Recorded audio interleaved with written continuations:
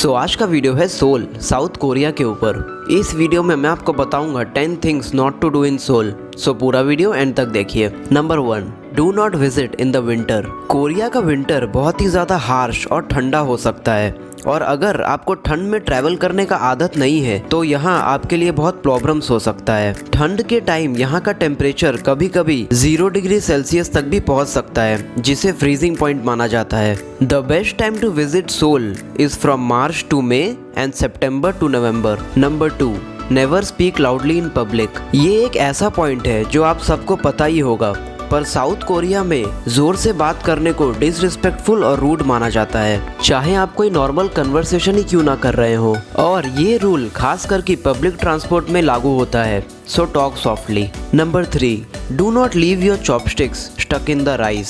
South Korea में कभी भी चॉपस्टिक्स से खाने के बाद उसे बाउल या फिर प्लेट में वर्टिकली ना रखें। चॉपस्टिक्स को प्लेट के साइड में हमेशा हॉरिजॉन्टली रखें, क्योंकि कोरियन कल्चर में किसी के मरने के बाद चॉपस्टिक्स को वर्टिकली गाड़ा जाता है, और ये भी कहा जाता है कि it brings bad luck. Number 4, do not sit randomly in public transport. हर जगह पब्लिक ट्रांसपोर्ट्स में कुछ सर्टेन स्पॉट्स होते हैं for elderly, disabled and pregnant womens, और अगर आप एक नॉर्मल पर्सन होके इन तीनों में से किसी एक सीट पर बैठते हैं तो उसे ऑफेंसिव और रूड माना जाता है, और लोकल्स के साथ आपका झगड़ा भी हो सकता है। सो यही बेटर होगा कि आप इस चीज़ का ध्यान रखें, और अगर आप पकड़े जाते हैं तो आपको हार्श पेनल्टी भी पे करना पड़ सकता है। Number 5, do not use one hand to receive और गिव थिंग्स। चाहे आप कोई गिफ्ट दे रहे हैं या फिर बिजनेस कार्ड एक्सेप्ट कर रहे हैं, हमेशा अपने दोनों हाथों का यूज करें। ये साउथ कोरिया में रिस्पेक्ट देने का एक जेस्चर माना जाता है, और एक हाथ से कुछ भी देने या लेने को बहुत रूड माना जाता है। नंबर 6,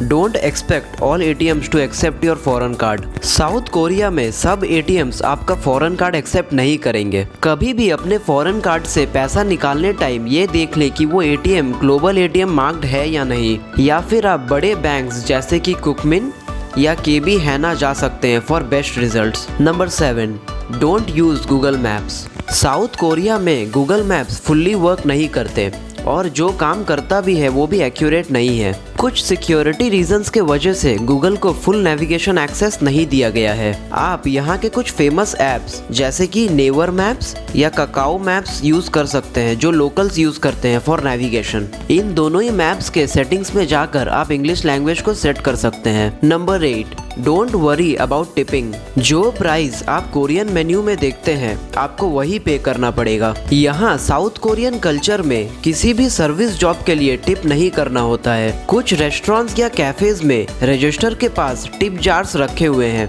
जहाँ पर आप टिप डाल सकते हैं, पर ये कोई ज़रूरी नहीं है, वो आपके ऊपर है। Number 9, don't start eating before elders. South Korea में एल्डर्स को बहुत रिस्पेक्ट दिया जाता है, और अगर आप एक टेबल में बैठे हैं जिसमें एल्डर्स भी है तो आपको वेट करना पड़ेगा। सबसे पहले बुजुर्ग कुछ खाएंगे, उसके बाद ही आप अपना खाना स्टार्ट कर सकते हैं। ऐसा नहीं करने से इसे डिसरिस्पेक्टफुल माना जाता है, और आप टेबल छोड़कर तब तक नहीं जा सकते जब तक एल्डर का खाना खत्म ना हो जाए। Number 10, do not visit in the peak summer season. मैंने अपने फर्स्ट पॉइंट पर बोला था कि विंटर्स में साउथ कोरिया को अवॉइड करें। कोई भी चीज ज्यादा खराब होता है। एकदम पीक समर सीजन में भी साउथ कोरिया ना जाए। पीक समर्स के टाइम यहाँ का टेम्परेचर बहुत ज्यादा बढ़ जाता है, जिसका मतलब है कि आप दिन के टाइम बाहर ही नहीं निकल सकते। सबसे हॉट मंथ्स जिसे आपको अवॉइड करना चाहिए है जुलाई एंड अगस्त। सो ये था 10 things not to do in Seoul. और किसी भी इंफॉर्मेशन के लिए आप सोल के ऑफिशियल वेबसाइट को प्रेफर कर सकते हैं, या फिर आप मुझे मेल भी कर सकते हैं। आप मेरे इंस्टा और फेसबुक हैंडल्स को भी चेक कर सकते हैं for more information and suggestions about my upcoming videos. सब लिंक्स डिस्क्रिप्शन में है। अगर आपको मेरा ये वीडियो पसंद आएगा तो लाइक करिएगा, और ट्रैवलिंग से रिलेटेड ऐसा ही वीडियोस देखना है तो सब्सक्राइब करिएगा। So bye and enjoy your journey.